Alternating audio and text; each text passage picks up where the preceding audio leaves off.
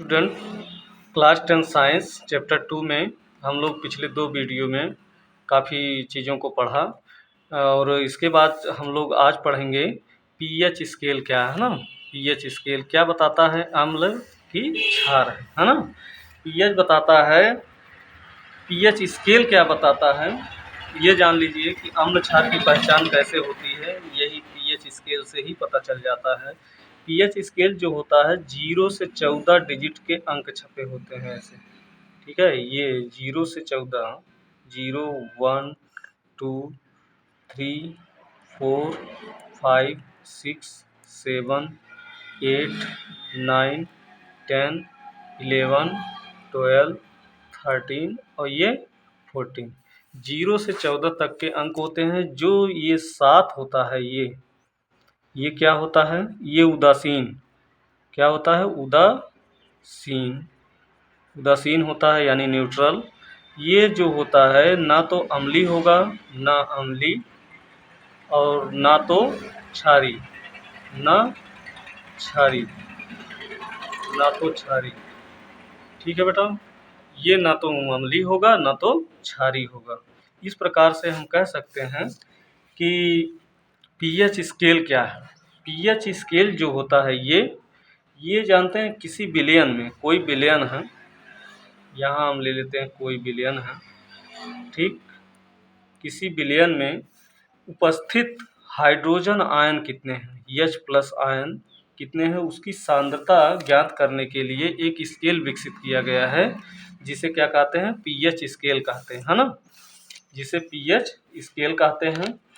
तो इस स्केल में 0 से 14 तक के क्या होते हैं? अंक अंकित रहते हैं ना, मतलब कि छपे हुए होते हैं, जो किसी अम्ल क्षारक की प्रबलता या दुर्बलता को क्या कहते हैं? बताते हैं कि कितना प्रबल है, कितना दुर्बल है। तो हम कह सकते हैं कि प्रबल अम्ल क्या है?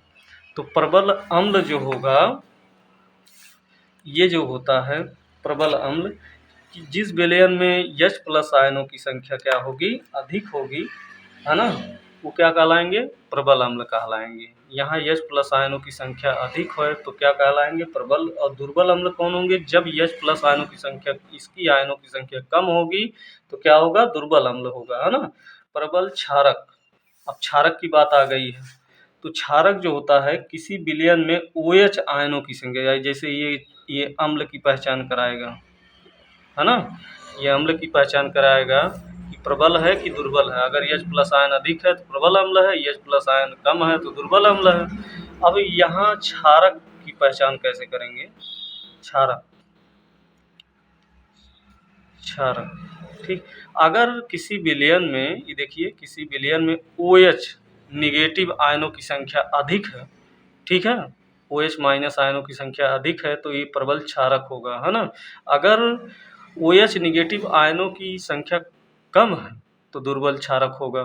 तो इस प्रकार के प्रश्न आ जाते हैं परीक्षा में, 2 नंबर के आ जाते हैं कि प्रबल अम्लों के नाम बताइए, प्रबल क्षारों के नाम बताइए, या दुर्बल अम्लों दुर्बल क्षारकों के नाम बताइए। इस प्रकार के प्रश्न बन जाते हैं।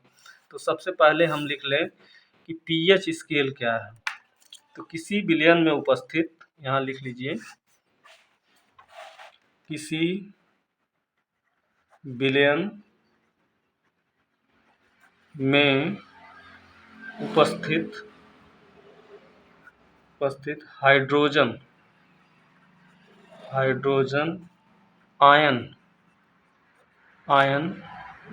की सांद्रता ज्ञात करने के लिए एक स्केल विकसित किया गया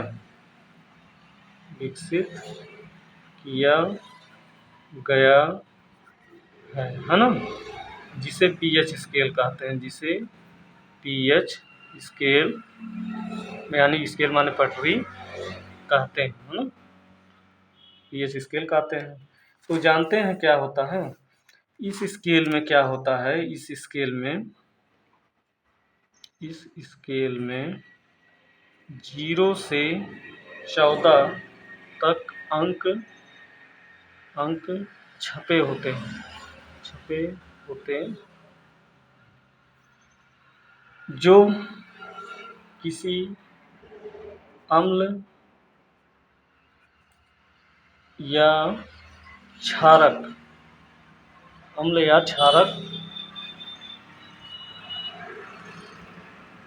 की प्रबलता, प्रबल माने अधिक, प्रबल तथा दुर्बल,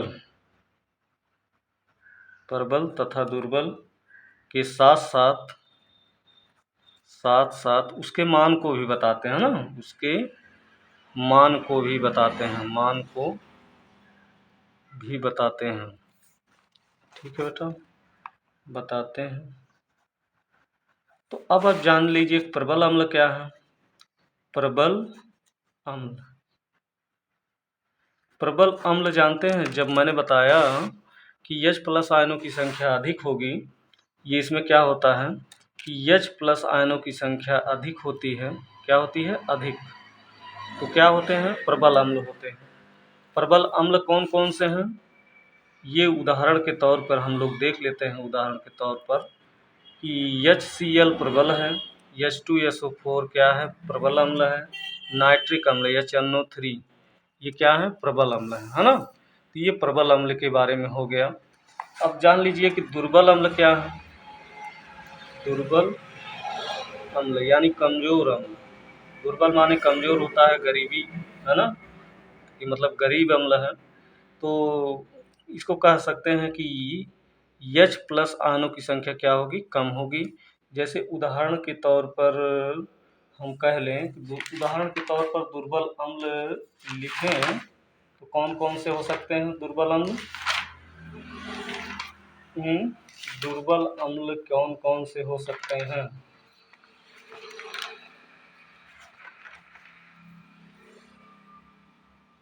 दुर्बल अम्ल जैसे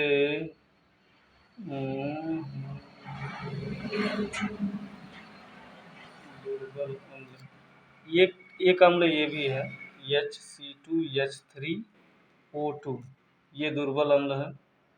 और दुर्बल अम्लों के बारे में हम लोग लिख लें कि दुर्बल अम्ल क्या क्या है।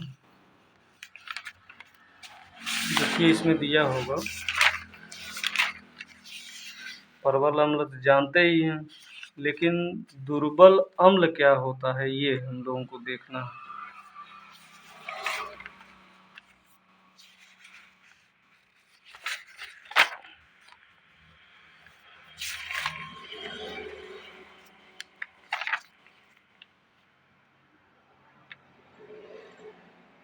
जिसमें हाइड्रोजन आयनों की संख्या कम पाई जाती है ना, सांद्रता, तो क्या कहलाते हैं? दुर्बल अम्ल कहलाते हैं।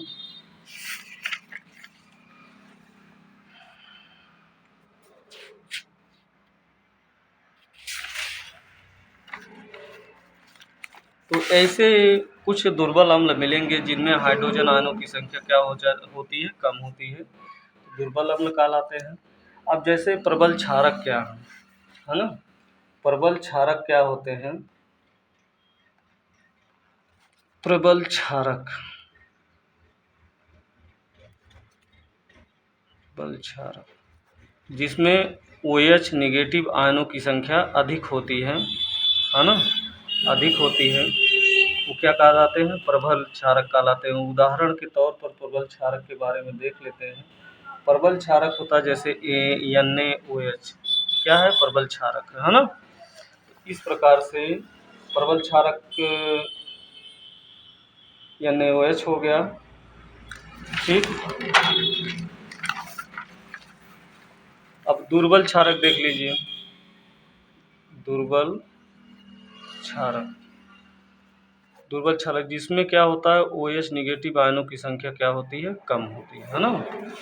ठीक है, मतलब उसकी सांद्रता जो होगी OH नेगेटिव हाइड्रोक्साइड आयनों की सांद्रता कहाँ कम होती है, तो उस प्रकार हम क्या कह सकते हैं कि दुर्बल क्षारक है ना। तो दुर्बल क्षारक जैसे क्या है? अमोनियम हाइड्रोक्साइड, उदाहरण के तौर पर एक देख लेते हैं NH4OH, है ना। ये क्या है? दुर्बल क्षारक है। तो अब इसके बारे में हम लोग तो जान ही लिए, दुर्बल क्षारक प्रबल क्षारक के बारे में। अब दैनिक जीवन में यहाँ हम एक हेडिंग है आपके बुक में, दैनिक जीवन में पीएच का क्या महत्व है ना, पीएच का महत्व क्या है। बहुत सारे महत्व मिल जाएंगे आपको। जैसे क्या होता है कि अगर दांत में अगर पीएच मान 5.5 से कम होने से क्या हो जाता है, दंत का क्षरण होने, दांत झरने लगते हैं, है ना। तो हमारे पेट का भी पीएच होता है। वर्षा के जल का पीएच होता है। अगर 5.6 से कम होगा तो क्या होगा, अम्लीय वर्षा होगा, है ना। अगर पीएच मान 5.6 से कम हुआ तो अम्लीय वर्षा होगा। मानव शरीर का भी पीएच होता है, कितना होता है ना। तो दैनिक जीवन में महत्व है। जैसे पहला क्या है कि हमारे शरीर का पीएच मान कितना होना चाहिए, मानव शरीर का पीएच कितना होना चाहिए, 7 से 7.8 पीएच होना चाहिए, है ना। ठीक है, ये होना चाहिए।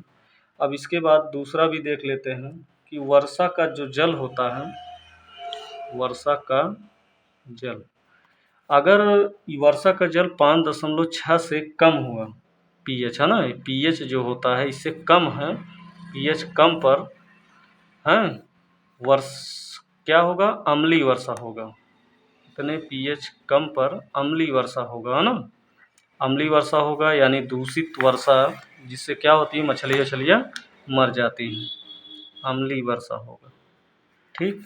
और तीसरा देखिए, अगर हमारे पेट का पीएच मान, हमारे पेट में पीएच मान क्या होना चाहिए, कितना, 1.5 से 3.5, इससे कम ज़्यादा हुआ तो क्या होगा, दिक्कत होगी, है ना।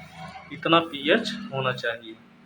कभी कभी देखते हैं कि क्या होता है, खट्टी ढकार आने लगती है ना, अम्लीय हो जाता है।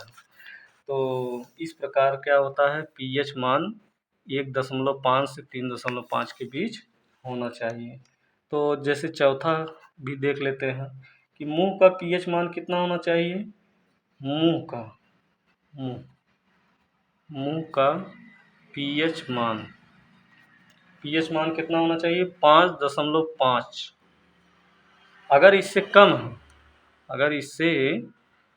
है तो क्या होता है, दंत क्षय कह सकते हैं, दांत का झरना शुरू हो जाता है ना, दंत क्षय शुरू हो जाता है। ठीक है, ये हुआ। तो देखिए, अब हम कुछ चीज़ों के नाम ले रहे हैं और उसमें पाया जाने वाला कौन सा अम्ल है। जैसे सिरका है, सिरका में क्या पाया जाता है, कौन सा अम्ल पाया जाता है, एस्टिक अम्ल। ठीक है, यहाँ हम लिख रहे हैं नाम और पाया जाने वाला अम्ल, एक नंबर में पूछ लेता बोर्ड एग्जाम में, पाया जाने वाला अम्ल। तो ये जानते हैं नाम, जैसे क्या है, सिरका में क्या पाया जाता है, सिरका में ये पाया जाता है एस्टिक अम्ल, है ना, एस्टिक अम्ल पाया जाता है। और संतरा में देखिए क्या पाया जाता होगा, संतरा में सिट्रिक अम्ल पाया जाता है, सिट्रिक अम्ल पाया जाता है, संतरा जो हम लोग खाते हैं। ठीक। इमली बहुत लोग पसंद करते हैं, इमली में क्या है, टार्टरिक अम्ल पाया जाता है, इमली में टार्टरिक अम्ल। दही ले लीजिए, दही में क्या पाया जाता है, दही में लैक्टिक अम्ल, है ना, लैक्टिक अम्ल पाया जाता है। ठीक। और टमाटर में देख लीजिए, टमाटर भी खाते हैं हम लोग, टमाटर में ऑक्जेलिक कह सकते हैं, ऑक्जेलिक अम्ल, है ना, ऑक्जेलिक अम्ल पाया जाता है। और दही हो गया, नींबू देख लीजिए, नींबू में कौन सा अम्ल बहुत इम्पोर्टेंट, सिट्रिक अम्ल। कौन सा अम्ल? सिट्रिक अम्ल पाया जाता है ना। और चींटी में मेथनोइक, चींटी का डंक जो होता है, चींटियों का डंक बहुत इम्पोर्टेंट है, बड़े बड़े परीक्षाओं में पूछ लेता है। चींटी का के डंक में क्या पाया जाता है, कौन सा अम्ल है ना? तो मेथेनोइक अम्ल है ना, मेथेनोइक अम्ल। ये इम्पोर्टेंट है ये चीज़ें। अब हम लोग पढ़ते हैं कि जो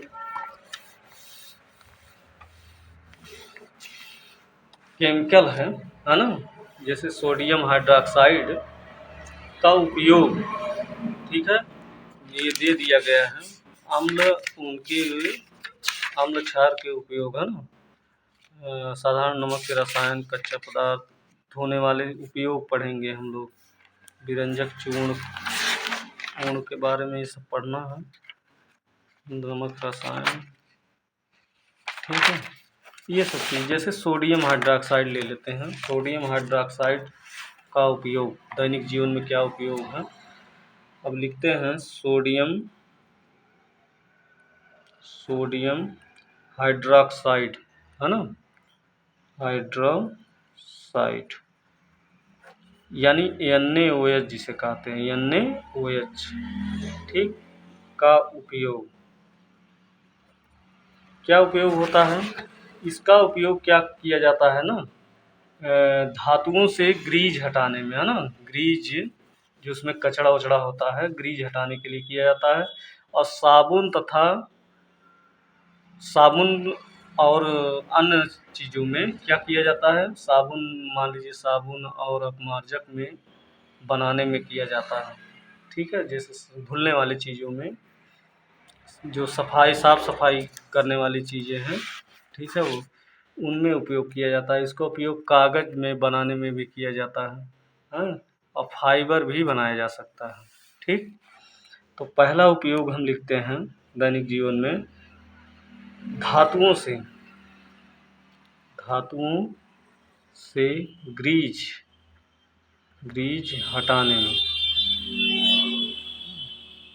हटाने के लिए उपयोग किया जाता है, ठीक, ये हो गया।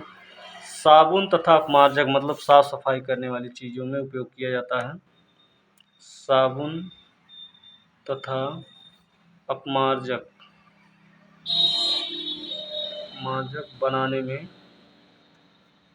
बनाने में उपयोग किया जाता है। और इसका उपयोग किया जाता है कागज़ बनाने में, है ना, कागज़ बनाने में, ये हो गया। और चौथा उपयोग क्या है सोडियम हाइड्रोक्साइड का किया जाता है, ये जो है चौथा उपयोग फाइबर बनाने में। फाइबर, आप लोग जानते हैं कि जो गाड़ियों के ऊपर जो फाइबर होते हैं, इसका उपयोग किया जाता है, NaOH का उपयोग, मतलब केवल इसी से नहीं बन जाता, लेकिन इसमें NaOH का, सोडियम हाइड्रोक्साइड का उपयोग किया जाता है फाइबर बनाने में। आज फाइबर का यूज ज़्यादा है। अब देखते हैं क्लोरीन गैस का उपयोग क्या होता है, बहुत इम्पोर्टेंट है, टिप्पणी में लिखने को आता है बोर्ड एग्जाम में। क्लोरीन गैस का उपयोग कैसे किया जाता है, क्लोरीन गैस का उपयोग, तो हम लोग पढ़ लें कि जैसे विदेशों में देखते होंगे या अपने देशों में, जहाँ स्विमिंग पूल होता है,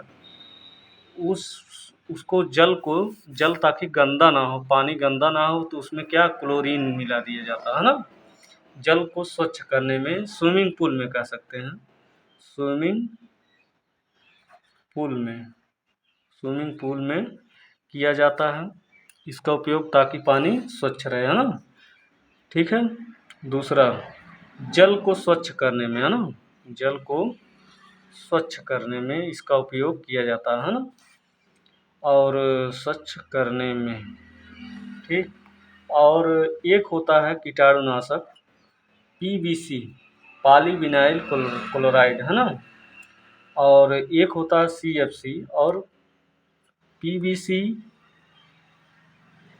पॉलीविनाइल क्लोराइड बनाने में क्लोरीन का उपयोग किया जाता है।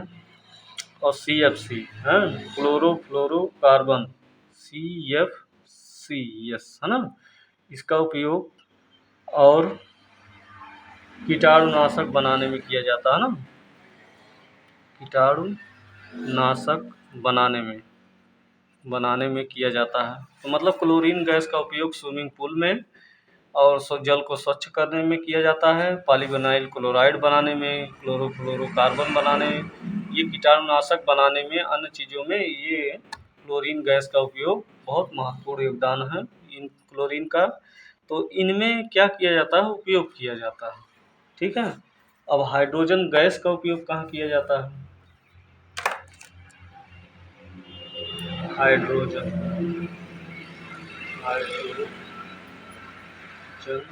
क्लोरीन, जैसे क्या होता है, क्लोरीन को Cl2 कहते हैं, क्लोरीन गैस होता है। हाइड्रोजन यानी H2 गैस का उपयोग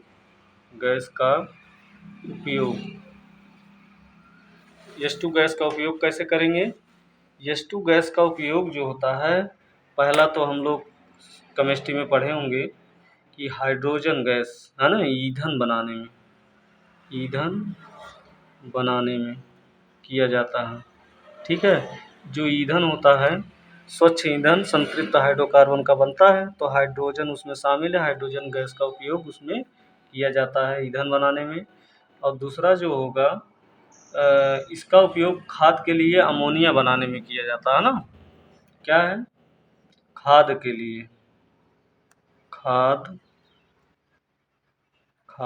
लिए, खाद मतलब क्या होता है, जो खेती बाड़ी में हम लोग क्या है डालते हैं, उसमें क्या पाया जाता है, अमोनिया, है ना। खाद के लिए अमोनिया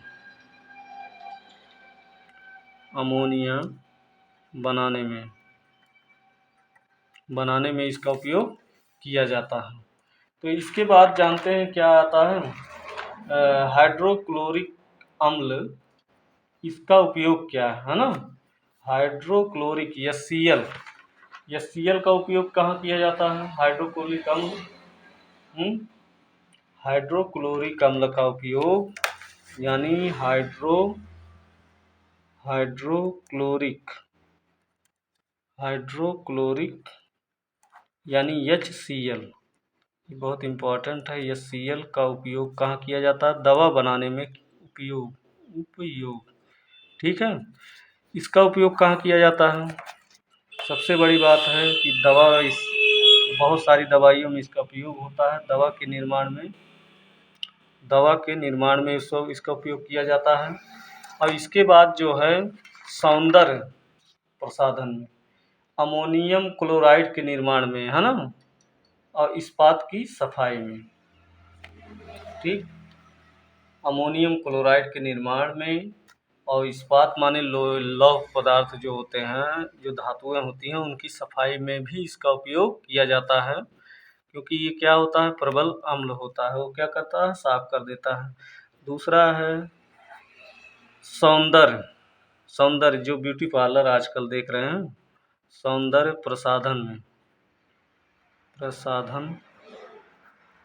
प्रसाधन में इसका उपयोग किया जाता है। अब तीसरा हम उपयोग पढ़ लें कि अमोनियम क्लोराइड के निर्माण में, है ना, क्योंकि इसमें अमोनिया शामिल है ना। तो क्लोराइड यानी Cl भी है, क्लोरीन भी है ना, तो हाइड्रोजन भी होगा। हाइड्रोक्लोरिक अम्ल का उपयोग यहाँ किया जाएगा। ठीक, इस्पात की सफाई में, है ना, इस्पात की सफाई में, इस्पात मतलब लौह होता है, लोहा जैसे, है ना, लौह की सफाई में इसका उपयोग किया जाता है। और धातु होते हैं, उनकी भी सफाई की जाती है ना। तो हाइड्रोक्लोरिक अम्ल का उपयोग इतना हुआ, दवा के निर्माण में, सौंदर्य प्रसाधन में, अमोनियम क्लोराइड के निर्माण में, इस्पात की सफाई यानी लौह पदार्थों की सफाई में इसका उपयोग किया जाता है। तो अगला हम लोग पढ़ लें विरंजक चूर्ण, मोस्ट इम्पॉर्टेंट, CaOCl2। ये क्या होता है? क्लोर क्षार एक प्रक्रिया होती है, उसी से क्या प्राप्त किया जाता है ना। क्लोर क्षार प्रक्रिया से प्राप्त जो क्लोरीन होता है ना, तो उसको क्या करते हैं, सूखे बुझे हुए चूने से क्रिया करा के क्या करते हैं, विरंजक चूर्ण प्राप्त कर लेते हैं। इसका उपयोग कहाँ कहाँ किया जाता है? कपड़ों की सफाई में, और जो पीने वाला पानी है उसको, उसकी में जो जीवाणु होते हैं उसको नष्ट करने में उपयोग किया जाता है, यानी रोगाणुनाशक के रूप में, और रसायन उद्योग में उपचायक के रूप में इसका उपयोग किया जाता है। तो क्लोर क्षार प्रक्रिया से जो प्राप्त क्लोरीन होता है उसको क्या करते हैं, बुझे हुए चूने से क्रिया कराते हैं, है ना। तो हमें क्या मिलता है, विरंजक चूर्ण, CaOCl2, है ना।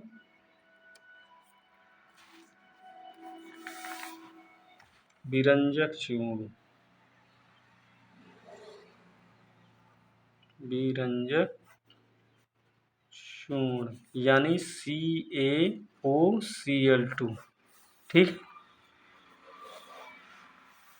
कैल्शियम हाइपोक्लोराइट, ठीक। तो क्या होता है ये, क्लोर क्षार, है ना, जो क्लोर क्षार क्रिया होती है, क्लोर आपकी किताब में है क्लोर क्षार क्रिया, क्लोर क्षार प्रक्रिया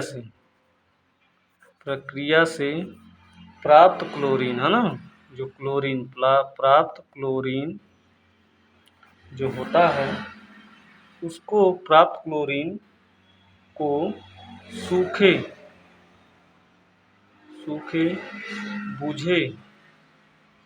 बुझे चूने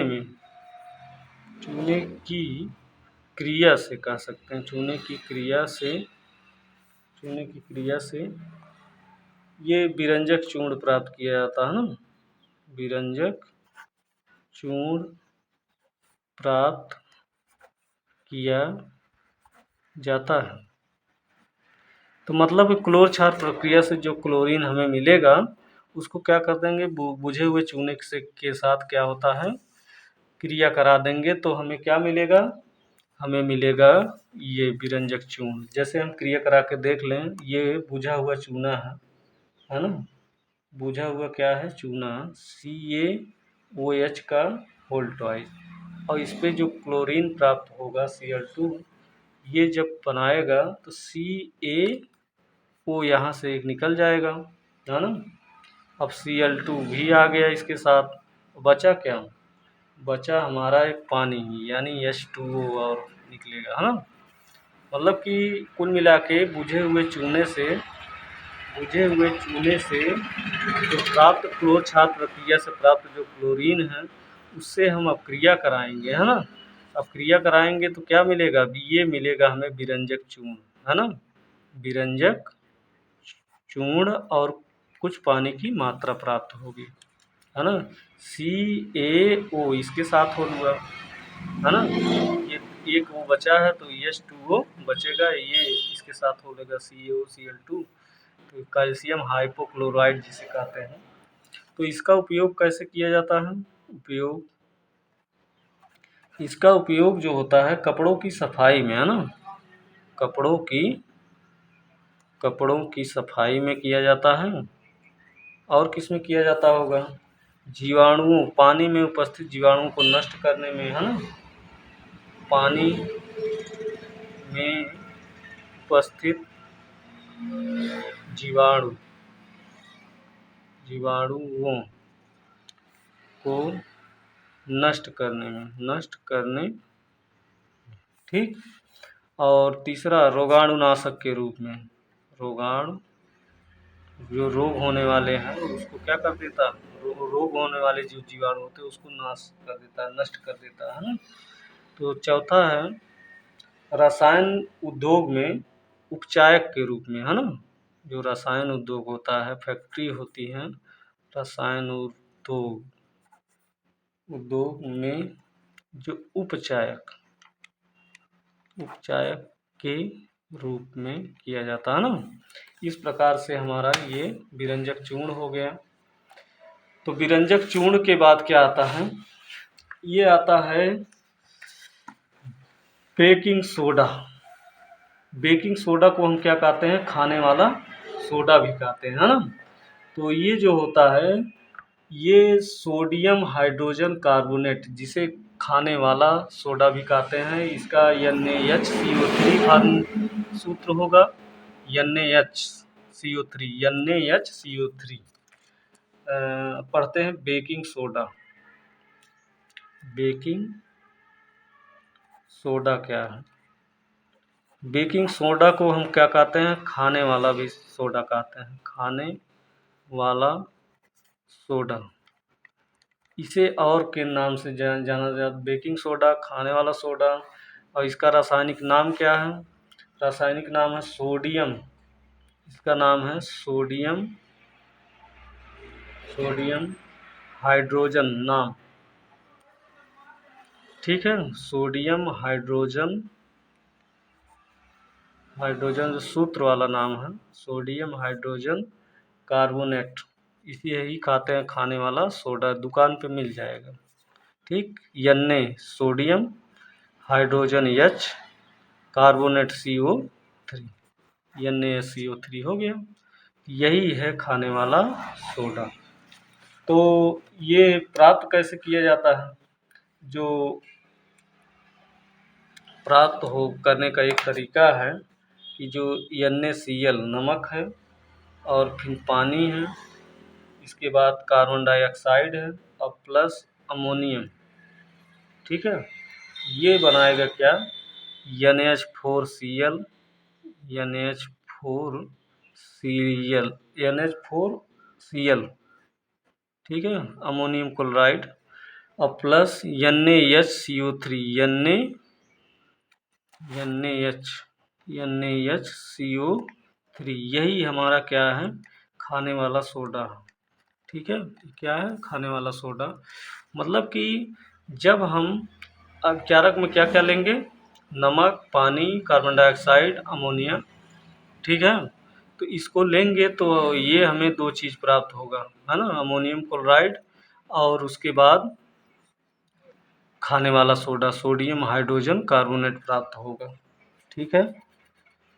NH4 मतलब कि H इसके साथ आ गया है, यहाँ एक H बचा, तो क्या NaHCO3 वो इसके साथ हो लिया, ठीक। तो तो इसे कैसे प्राप्त करेंगे, है ना, ये बात बन रही है। तो इसको प्राप्त करने का एक ही तरीका है कि सोडियम होता है, इसमें क्या किया जाता है, कार्बन डाइऑक्साइड उत्पन्न होता है। मतलब इसका उपयोग क्या है ये पढ़ना है ना। तो इसका उपयोग पढ़ेंगे, मतलब मिल गया तो इससे पता चल गया कि नमक है, पानी है, कार्बन डाइऑक्साइड है, अमोनिया है। उसके बाद क्या करेंगे, ये प्राप्त होगा NH4Cl, NaOH CO3 खाने वाला सोडा प्राप्त होगा। लेकिन इसका उपयोग क्या है ये पढ़ना तो जानते हैं उपयोग। आप लोगों के घर में कभी कभी क्या है बनता होगा, है ना, खाने वाले सोडे से, जैसे ठकुआ बना देते हैं, है ना। तो स्वादिष्ट खस्ता पकौड़े भी बनाए जाते हैं इसके। तो ये जो होता है ना, शीघ्रता से खाने को शीघ्रता से क्या करता है, पकाता है, क्योंकि क्या स्पंजी बना देता है, जल्दी पक जाता है ना। तो सोडा अम्ल क्या होता है, सोडा एक अम्ल होता है, वो अग्निशामक के रूप में उपयोग किया जाता है। तो जैसे देखते हैं कि आग को बुझाने में इसका उपयोग, इस अम्ल का उपयोग किया जा सकता है, ठीक है। और इसका उपयोग बेकिंग पाउडर भी बनाया जाता है। क्या करेंगे, खाने वाले सोडा में क्या मिला है, अम्ल मिला दिया जाता है, तो क्या हो जाता है, बेकिंग पाउडर बन जाता है। वो क्या होता है, पाउडर की तरह भुर्रा टाइप का होता है। तो उपयोग में हम पहला लिख लें, स्वादिष्ट खस्ता, खस्ता जानते होंगे, खस्ता पकौड़े बनाने में इसका उपयोग किया जाता है, बनाने में किया जाता है। ठीक। अब ये दूसरा लिख लेते हैं कि खाने को शीघ्रता से पकने में, है ना, खाने को शीघ्रता से पक जाए, है ना। कोई भी खाना होगा स्पंजी हो जाएगा, मुलायम हो जाएगा तो क्या होगा, जल्दी पकेगा, है ना। तो हम लोग उतनी ही चीज़ों को पढ़ा जाए जो हम लोगों के लिए बहुत ज़्यादा ज़रूरी हो। हाँ, ठीक है। एक तो ऐसे भी हम लोगों को 6 सब्जेक्ट पढ़ने होते हैं, जिससे क्या है कि उतना ही पढ़े जिससे हम लोगों को अच्छे मार्क्स बोर्ड में प्राप्त हो जाए।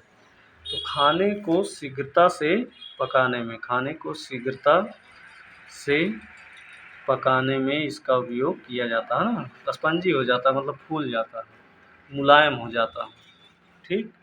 अब तीसरा हम इसमें लिख लें उपयोग अग्निशामक। जो सोडा अम्ल होता है, सोडा में क्या मिला दिया जाता है, अम्ल मिला दिया जाता है ना। तो सोडा अम्ल हो जाता है। सोडा अम्ल में अम्ल अग्निशामक। अग्निशामक मतलब होता आग बुझाने में, ठीक है। और चौथा लिख लेते हैं कि बेकिंग पाउडर बनाने में, है ना। बेकिंग पाउडर मिलता है दुकानों पर, बेकिंग पाउडर बनाने में क्या होता है, इसमें क्या किया जाता है, सोडा में अम्ल मिला दिया जाता है ना। खाने वाले सोडा में क्या मिला दिया जाता है, अम्ल मिला दिया जाता है, तो ये बन जाता है बेकिंग पाउडर, ठीक है। अगर हाँ, ये बात तो हो गई। अब आता है धोने वाला सोडा, धोने का सोडा, जिसे धावन सोडा कहते हैं ना। तो इसको हम देख लेते हैं, बहुत इम्पोर्टेंट भी है। धोने का सोडा जिसे कहते हैं, धोने का सोडा, ठीक है बेटा। धोने का सोडा जिसका सूत्र है Na2CO3 इंटू 10H2O, 10H2O, ये Na2CO3 10H2O। तो इसे हम कहेंगे धोने का सोडा, जिसे क्या कहते हैं, धावन सोडा। धावन सोडा, धोने का सोडा को ही धावन सोडा कहते हैं। तो ये जो होता है ना, जो ये बेकिंग पाउडर है, हाँ, बेकिंग सोडा, ठीक है। मतलब कि इसमें अम्ल मिला देंगे तो क्या हो जाएगा, बेकिंग हो जाता है। तो यह बेकिंग सोडा को गर्म करके, है ना, बेकिंग सोडा, जो बेकिंग सोडा मतलब खाने वाला सोडा, ठीक। तो ये क्या किया जाता है, बेकिंग सोडा को जानिए कि खाने वाला सोडा है ना। तो बेकिंग सोडा को गर्म करके क्या किया जाता है, प्राप्त किया जाता है। अगर बेकिंग सोडा यानी जो खाने वाला सोडा है, NaHCO3, इसको दो अणु, जब खाने वाले सोडे के दो अणु को हम जब गर्म करेंगे, जब ये गर्म करेंगे तो ये टूटेगा, तो ये बनाएगा क्या, Na2, धोने वाला सोडा, Na2CO3 और प्लस H2O, पानी निकाल लिया, और उसके बाद कार्बन डाइऑक्साइड बाहर हो जाएगा, है ना। तो इस प्रकार हम क्या करते हैं कि ये क्षारकी होता है, ये क्या होता है, क्षारकी प्रवृत्ति का होता है ना। धोने वाला सोडा क्षारकी प्रवृत्ति का होता है, ठीक। तो ये जो होता है धावन सोडा होता है, क्या होता है, धावन सोडा। और 10H2O मतलब कि जल का जो हो 10 अणु इसमें पाया जाता है, ठीक है। तो हम कह सकते हैं कि धावन सोडा इस प्रकार से प्राप्त होता है कि खाने वाले सोडा, मतलब ये जो है खाने वाले सोडा, खाने वाला सोडा को ही बेकिंग सोडा कहते हैं। ये खाने वाला सोडा क्या है, इसका दो अणु गर्म करके हम क्या प्राप्त कर लेते हैं, ये एक क्षारकीय लवण यानी क्या है, धावन सोडा प्राप्त कर लेंगे, ठीक है। इस प्रकार से हमारा क्या हुआ धावन सोडा के बारे में। इसका लेकिन उपयोग क्या है, क्या उपयोग है, धावन सोडा का भी देख लें क्या उपयोग है। ये जल की अस्थायी कठोरता दूर करने में, जल की जो कठोरता होती है ना, जो उसमें अशुद्धियाँ मिली होती है, अस्थायी कठोरता, है ना, कठोरता दूर करने में, ठीक है। जल की अस्थायी कठोरता जो होगी इससे दूर हो जाएगी। पहला तो ये उपयोग हो सकता है। और दूसरा क्या है, घरों की साफ सफाई में, है ना, घरों की साफ सफाई में, है ना, इसका उपयोग क्या करते हैं, धावन सोडे का उपयोग करते हैं। और सोडियम कार्बोनेट जो होता है का उपयोग कांच, साबुन उद्योगों में ये सब किया जाता है। इसका उपयोग बोरस जैसे बोरेक्स के उत्पादन में कर सकते हैं। इसका उपयोग बोरेक्स बोरेक्स होता है, बोरेक्स के उत्पादन में उत्पादन में ठीक है। तो कहते नहीं बोरेक्स दे दीजिए, दुकानों पर जाते हैं ना तो इसके उत्पादन इसी से बन जाता है। ठीक है। Plaster of Paris most important topic. Plaster of Paris, plaster of Paris. तो क्या होता है ना, जब हम जिप्सम को 373 केल्विन पर गर्म करते हैं तो क्या बनाता है, कैल्शियम सल्फेट हेमीहाइड्रेट, है ना, जिसे हम प्लास्टर ऑफ पेरिस कहते हैं। ये क्या होता है, एक सफ़ेद रंग का क्या होता है, चूर्ण होता है ना, सफ़ेद रंग का एक प्रकार से चूर्ण होता है। ये दिखने में सफ़ेद पाउडर की तरह होता है ना। तो इसका उपयोग जो होता है, इसका उपयोग खिलौना बनाने में, टूटी हुई खद्दर के यहाँ जाते हैं ना, टूटी हुई हड्डियों को सही जगह स्थिर करने के लिए करता है ना, तो उस पर प्लास्टर चढ़ाता है। तो वही है प्लास्टर ऑफ पेरिस, जाम कर देगा, है ना, पानी डालेगा। तो क्या होता है, पाउडर की तरह होता है, उसको पेस्ट बना के क्या पॉलिश चढ़ा दिया जाता है। तो ये कैसे प्राप्त किया जाता है, जिप्सम होता है उसी को हम क्या करते हैं 373 पर गर्म करेंगे। जब उसके अणु टूटने लगेंगे तो क्या होगा, अणु टूट के एक बनाएगा यौगिक, जैसे कैल्शियम सल्फेट हेमीहाइड्रेट, है ना, CaSO4 into half H2, calcium sulphate hemi मतलब हाफ, हाइड्रेट, है ना, हेमीहाइड्रेट। तो क्या कर सकते हैं कि जिप्सम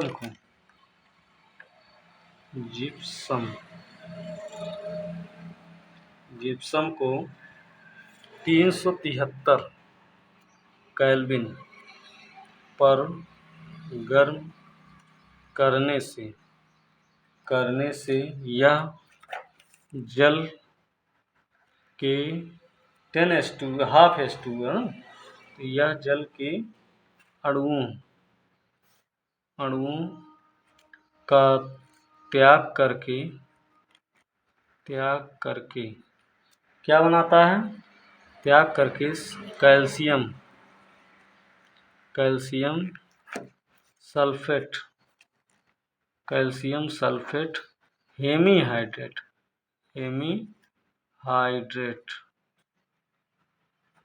कैल्शियम सल्फेट हेमीहाइड्रेट, है ना, कैल्शियम सल्फेट हेमीहाइड्रेट। ठीक है, ये बनाएगा कैल्शियम सल्फेट हेमीहाइड्रेट, यानी CaSO4 इंटू हाफ H2, है ना, ये कैल्शियम सल्फेट हेमीहाइड्रेट, इसी को हम प्लास्टर ऑफ पेरिस कहते हैं। ठीक है, बनाता है, लिख लेते हैं, ये बनाता है। ठीक, कैल्शियम सल्फेट हेमीहाइड्रेट, इसे प्लास्टर ऑफ पेरिस कहते हैं ना, इसे प्लास्टर ऑफ पेरिस कहते हैं।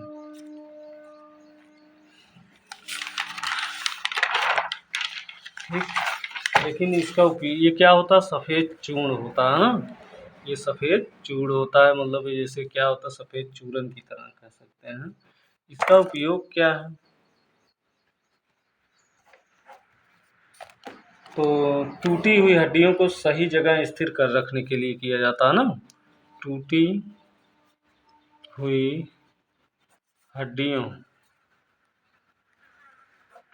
हड्डियों को सही जगह स्थिर करने के लिए किया जाता है, ठीक है। तो ये पहला उपयोग हो गया। दूसरा उपयोग कर लेते हैं खिलौना बनाने में। खिलौना बनाने में इसका उपयोग किया जाता है। और अगर कोई वस्तु है उसको क्या किया, चिकना बनाने में, उसकी सतह को, फर्श को क्या किया जाता है, चिकना बनाने में, है ना। लिख लेते हैं किसी वस्तु की सतह, किसी वस्तु की सतह को चिकना बनाने में इसका उपयोग किया जाता है, ठीक है। ये तो हम लोग जान लिए कि प्लास्टर ऑफ पेरिस, इसका उपयोग क्या है। इन चीज़ों को जैसे क्या है, जिप्सम कैसे निर्माण होगा। अगर हम प्लास्टर ऑफ पेरिस पर पानी डाल दें तो जिप्सम का निर्माण हो जाएगा, है ना। तो इस प्रकार से अगर जिप्सम है, जिप्सम मतलब क्या होता है, जमाने वाला रसायन, जी फॉर जिप्सम, जमाने वाला रसायन होता है। किसी वस्तु को क्या करता है, जाम करने का प्रयास करता है ना, उसके अणु पास आ जाते हैं, एकदम चिपक जाते हैं। तो क्या होता है जिप्सम, ये सीमेंट में जिप्सम पाया जाता है। तो इसको क्या किए जाते हैं, जिप्सम को 373 डिग्री सेल्सियस नहीं, केल्विन पर गर्म करेंगे तो क्या उसके अणु टूटेंगे। टूटने के बाद क्या होगा, calcium sulphate hemihydrate CuSO4 half H2O का निर्माण हो जाएगा। ये सफ़ेद चूड़ की तरह होता है। इसका उपयोग क्या किया जाता है, पहली बात तो हड्डियाँ टूटी है उसको सही जगह स्थिर करने के लिए किया जाता है, और खिलौना बनाने में किया जाता है, और किसी वस्तु को चिकना सतह बनाया जा सकता है ना। इस प्रकार से हम लोगों का इन चीज़ों के बारे में पता चल गया। आज ये दूसरा अध्याय आप लोगों का समाप्त है। ये मेन टॉपिक था, लगभग इसी में से ही पूछे जाते हैं, ठीक है। अधिकतर इसी में से ही पूछे जाते हैं, और बोर्ड परीक्षा में पक्का पूरा फिक्स रहता है कि ये इनमें से एक न एक पूछ लेगा कि निम्नलिखित पर टिप्पणी लिखिए, चाहे जिस पे आ गया, चाहे आ जाएगा बेकिंग सोडा पे, प्लास्टर ऑफ पेरिस पर आ सकता है, विरंजक चूर्ण इम्पॉर्टेंट है ही, प्लास्टर ऑफ पेरिस, विरंजक चूर्ण बहुत इम्पॉर्टेंट है, क्लोरीन भी बहुत ज़्यादा इम्पॉर्टेंट है, आ जाता है, ठीक है। तो हाइड्रोक्लोरिक अम्ल का उपयोग कहाँ किया जाता है, उसमें भी इसके बारे में भी पूछ लिया जाता है। तो इस प्रकार से हम लोग अब इसके बाद नेक्स्ट वीडियो में धातु अधातु के बारे में बताया जाएगा। स्टूडेंट, अगर वीडियो पसंद आई है तो लाइक और सब्सक्राइब करना ना भूलें। Thanks for watching.